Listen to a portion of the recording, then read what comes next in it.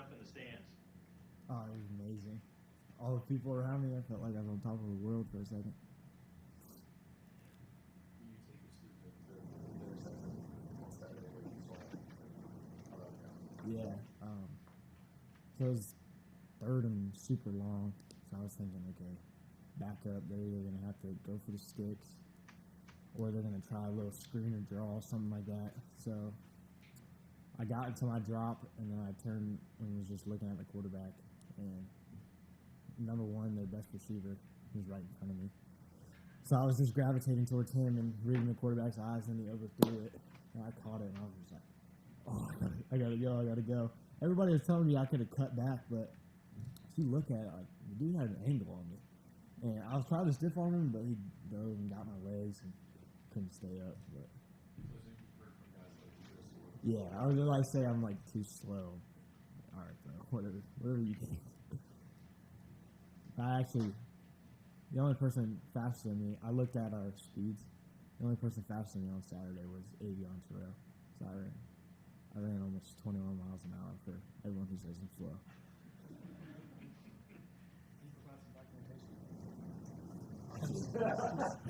I can, you always do. What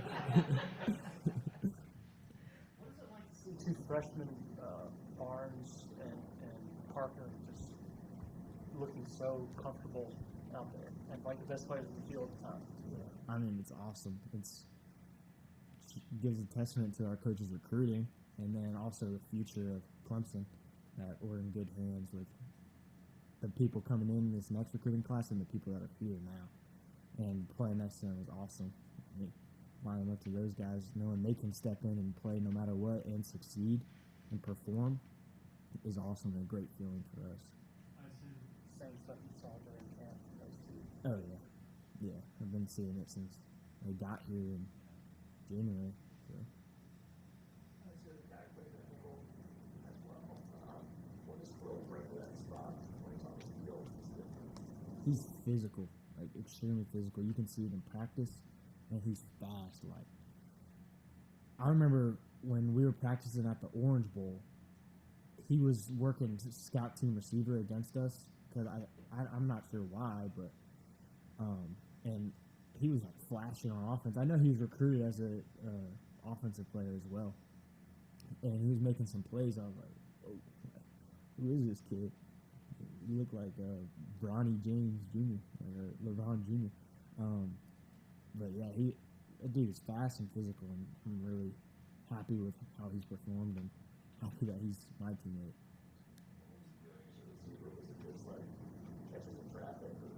Yeah, like I'm not gonna call anybody out, but he was making some nice catches on some starters on our defense, and flashing like when his burst is elite.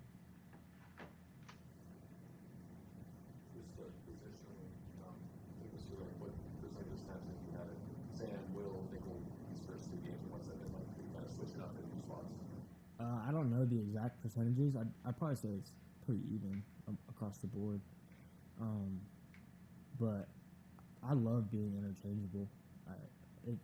First of all, it's fun. And you can go out and just run around and, oh yeah, I'll go play here for a play and go play there.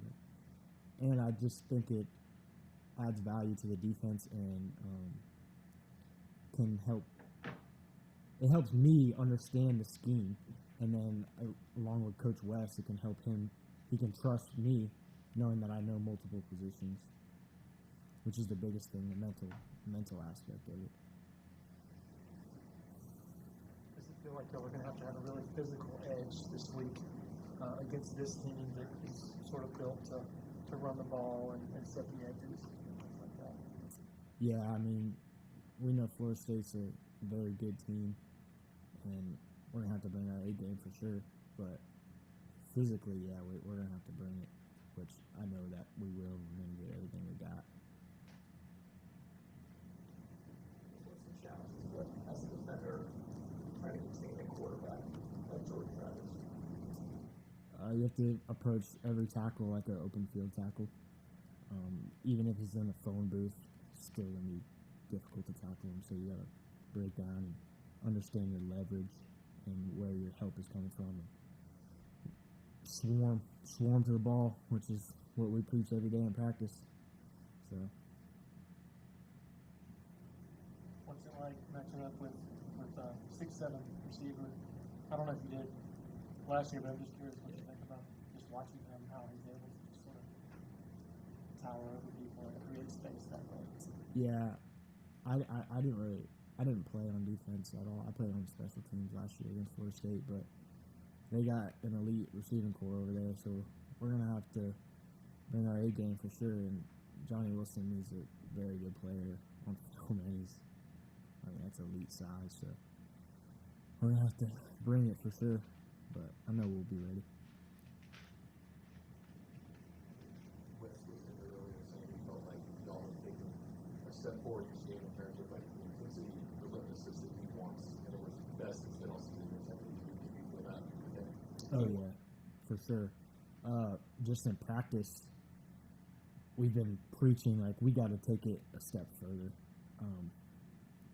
We haven't lived up to the expectations these past couple of years, and we gotta get back to the top of the mountain. And it starts in practice, so we've been bringing the juice every day in practice, and that's hustling to the ball, trying to force turnovers just in practice against the scout team, and kicking everything up a notch to get to where we want to go. Would you say leadership-wise that they kind of drive it back, or is it again? I think it's team-wide, but mainly on defense. We've been holding each other all accountable. It starts up front with Tyler Davis and Rook, mainly, and then on the back end, JP, and then us in the middle. We all kind of, me, Barrett, and Trot, try to bring it all together, and we all just bounce off of each other and hold each other accountable so we can get the best. Any questions for Wade from Zoom? Anybody else in the room? You've got some NIL deals with the Woodaz. How that comes about? You want to get to tell us about how all that NIL stuff comes on? Yeah, so when I first enrolled here, one of our strength coaches, Duncan Hunley, he started calling me that. And then word got to Coach Sweeney, and Coach Sweeney started calling me that, and then he said it in a couple of interviews, and like when I was a captain in the spring game, he said it in front of the whole stadium.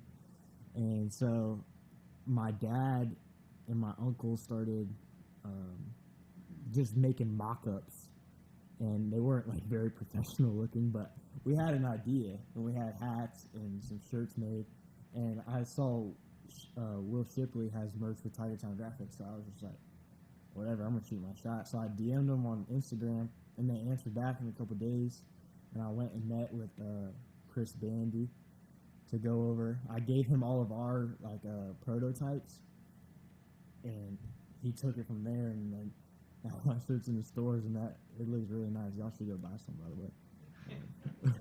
I'm gonna keep plugging it to the day I die, but yeah. And then I got a website and stuff, and it's awesome, though. I love it. And when you see somebody, like the first day it came out, I went in the store, and I saw somebody buying it, and I went up to them. I don't think they didn't know who I was, and I was like, "You like that shirt?" And they're like, "Oh yeah, I really like it. It's like unique." And I was like, "Yeah, I like it too. I might get one." But it was kind of embarrassing. I was like, "I'm not sure you even know who I am." But all right. Nah, I didn't. I didn't know. Like, I thought it was funny that he didn't know who I was. He was still buying it.